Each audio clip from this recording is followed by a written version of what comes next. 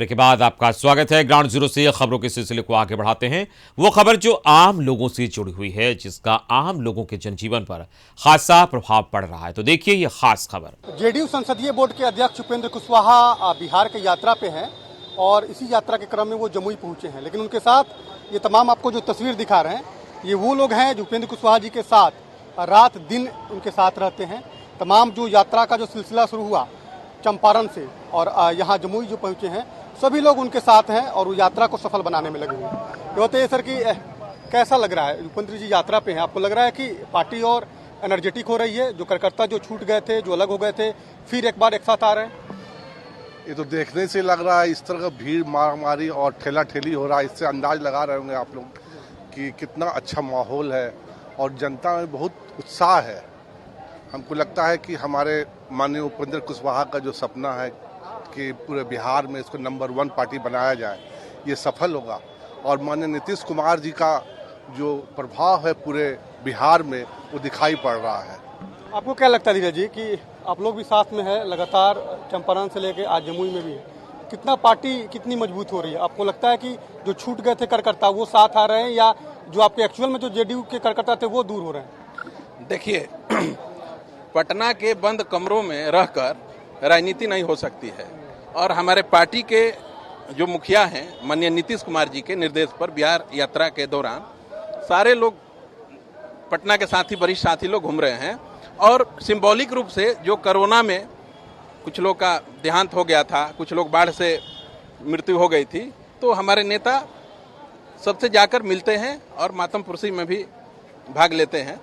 और आप देखे होंगे कि जिस तरह से हमारे पार्टी के जितने भी नेता हैं समर्पित एकदम हो चुके हैं कि जो माननीय उपेंद्र कुशवाहा जी का जो सपना है कि जदयू को नंबर 1 पार्टी बनाना है, उसमें हम लोग लग गए हैं। और महात्मा गांधी जी ने भी कहा था कि जब तक समाज में अंतिम पंक्ति में खड़ा व्यक्ति का जब तक दुख दर्द नहीं बांटिएगा, तब तक फिर कोई लेना देना नहीं है।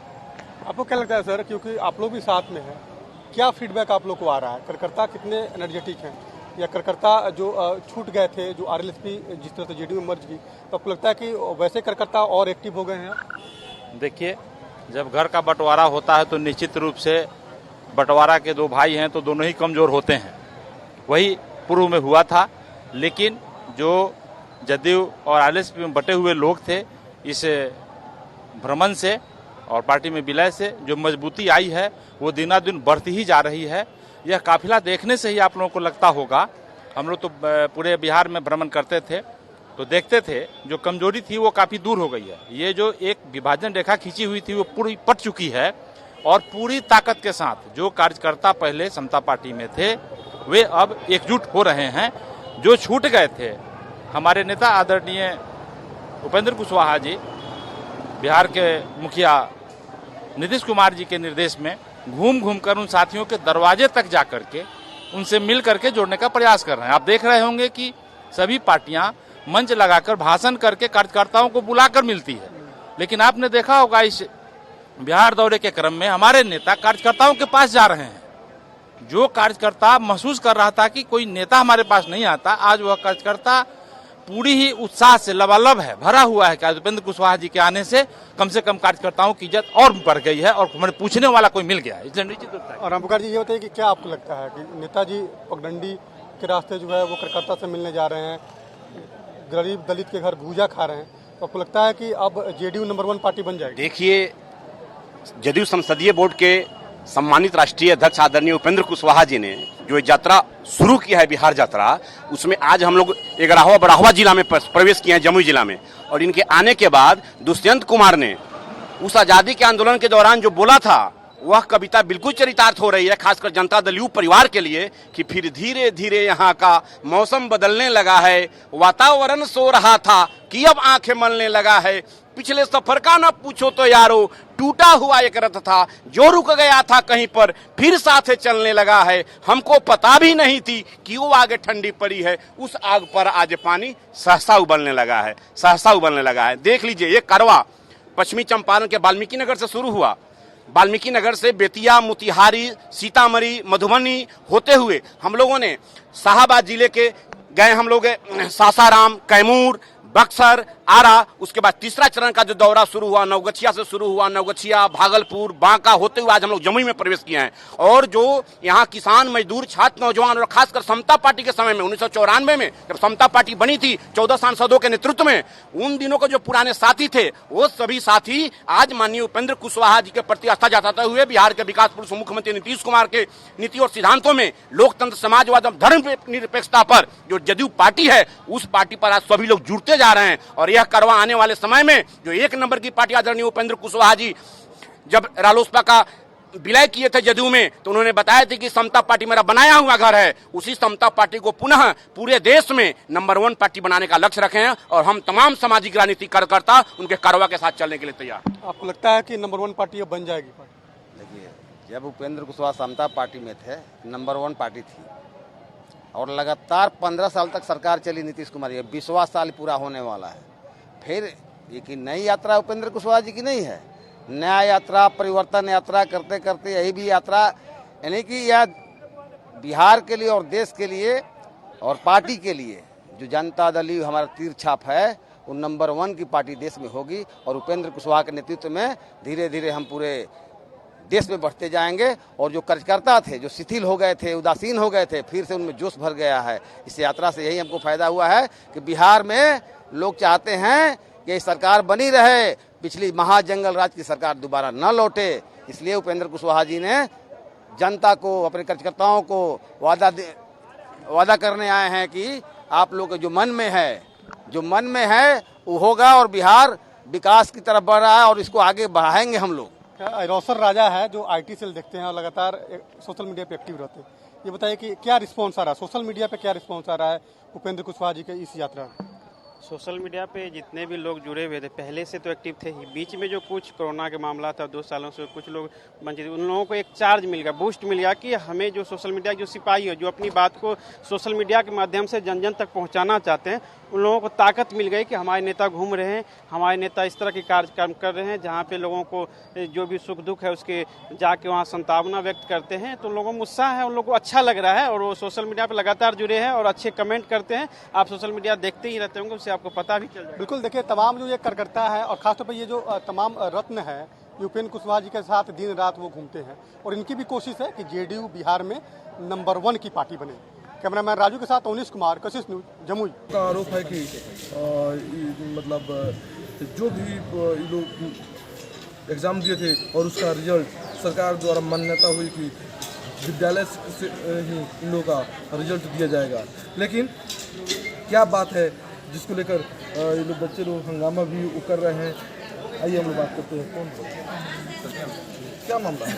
सब कोई बोल रहा था कि सबसे पहले फीस जमा करो और अटेंडेंस बनाओ तो हम तुम्हारा रिजल्ट देख लेंगे।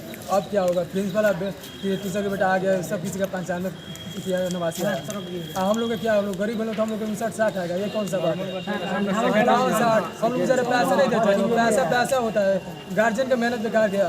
रिजल्ट के नाम पर भी पैसा लिया गया है, कितना रुपया लिया गया?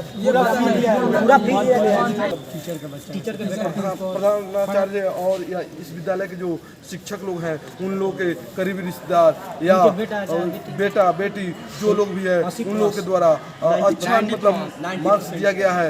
लगाया जा रहा है कि CBSE जो परीक्षा हुई है उसमें मार्क्स कम दिया गया है, इसमें आपको क्या कहना है? देखिए, बच्चे द्वारा जो लगाए गए आरोप है बेबुनियाद और झूठे हैं। शिक्षा के मंदिर में गलत कार्य नहीं किए जाते। बच्चे आरोप लगा रहे हैं कि कम नंबर है, प्रिंसिपल साहब की बेटी की ही कम नंबर है और वो अपना नंबर दे करके खुद दुखी है और रो रही है। बच्चे किसी के बहकावे में आकर के ही ये आरोप लगा रहे हैं। अब बनारसी में जिस तरह से गंगा का रफ्तार बढ़ रहा है लगातार, अभी हम पहुंचे हुए हैं बक्सर में केंद्रीय जल आयोग द्वारा जो अभी रिपोर्टिंग की जा रही है, यहाँ पर गेज लगा हुआ है, इस गेज के द्वारा ही रिपोर्टिंग की जा रही है ज़िले में किस रफ्तार से गंगा का जल स्तर बढ़ रहा है। पिछले अगर 24 से 48 घंटे के अंदर की हम लोग बात करें तो यहाँ पिछले से 24 से 48 घंटे 72 घंटे के अंदर में गंगा का जल स्तर 9 सेंटीमीटर, 10 सेंटीमीटर, 11 सेंटीमीटर, 12 सेंटीमीटर के रफ्तार से अभी जो है यहाँ स्पीड हमारे यहाँ बक्सर ज़िले में 3 सेंटीमीटर का स्पीड है। एक स्टाफ गेज ले रहे थे, क्या कहेंगे, कितने का है? अभी 3-2 का चल रहा है अभी हमारा, अभी फिलहाल में घंटे में। तो कितने घंटे का रफ्तार लगातार बढ़ रहा है? गंगा बढ़ने की संभावना है या क्या? अभी तो कुछ कहा नहीं जा सकता है, लेकिन बढ़ रहा है फिलहाल में। तो गंगा का जलस्तर जिस रफ्तार से बढ़ रहा है, अब यहाँ पर लोगों को सुरक्षित स्थानों पे जाने की भी बात कही जा रही है। जिला प्रशासन द्वारा अलर्ट घोषित कर दिया गया है। गंगा की जो अविरल धारा है, ये लगातार विभिन्न घाटों पर जिस रफ्तार से बढ़ करके अब घाटों में प्रवेश कर रही हैं, लोगों को सुरक्षित स्थान पर जाने की बात कही जा रही है। वहीं गंगा के जलस्तर को बढ़ते हुए लोग भी उत्सुकतावश घाटों पर आ रहे हैं और लोग एक सुरक्षित अपने आप को महसूस करने का प्रयास कर रहे हैं। क्या स्थिति है सर गंगा का जल बढ़ने से? बहुत स्थिति खतरा है। हाँ, बहुत खतरा लग रहा है खतरा। हाँ, खतरा है। तो आपने सुना कि गंगा का जलस्तर जो बढ़ रहा है, लोग यहाँ पर अपने आप को खतरा भी महसूस कर रहे हैं। शहरी इलाकों से लेकर के ग्रामीण इलाकों में अलर्ट घोषित कर दिया गया है।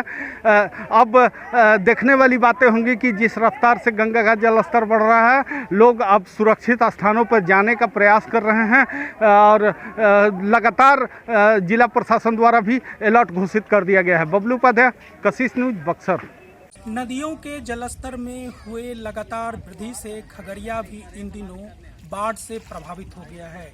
जिले का तकरीबन 32 पंचायत जो है इन दिनों बाढ़ से प्रभावित हुआ है और सबसे ज़्यादा दिवंगत पूर्व केंद्रीय मंत्री रामविलास पासवान के गृह प्रखंड अलौली का बुरा हाल है, जहां का सहरबन्नी पंचायत समेत कुल 4 पंचायत जो है बाढ़ से बुरी तरह से प्रभावित हुआ है।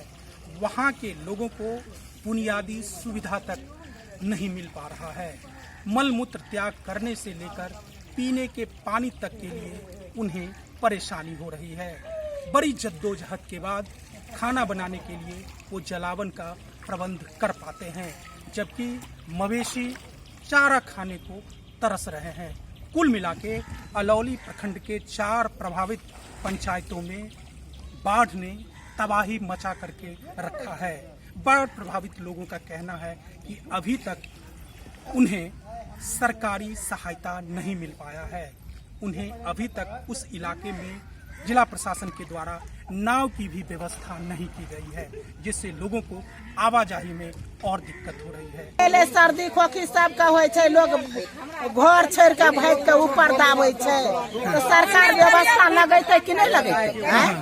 की दिक्कत? माल के दिक्कत होय छै, लोग के दिक्कत होय छै। अच्छा, बुलै में नहीं बाथरूम छै। अच्छा, सरकार के तरफ से कोई अलग कलटै छै, माल अलग मरे छै। सरकार के तरफ से कोई मदद और मिल रही है ना? अभी सरकार कहाँ दल के मदद? कुछ हो दल के सरकार हमरा मदद नाव देतै तब ने। नावो नहीं दिलकै है, खटवाई ले छै या बोन नहीं दै छै, मजदूरी नहीं दै छै सरकार का। हालांकि डीएम के अगुवाई में अधिकारियों की एक टीम बाढ़ प्रभावित इलाके का दौरा किया है और अधिकारियों ने हर संभव सहयोग का भरोसा दिया है, लेकिन प्रकृति की इस आपदा ने बाढ़ प्रभावित लोगों को तंग और तबाह करके रख दिया है। स्वतंत्र कुमार सिंह, कशिश न्यूज, खगड़िया। तो ग्राउंड जीरो के इस खास बुलेटिन में इतना ही। नमस्कार।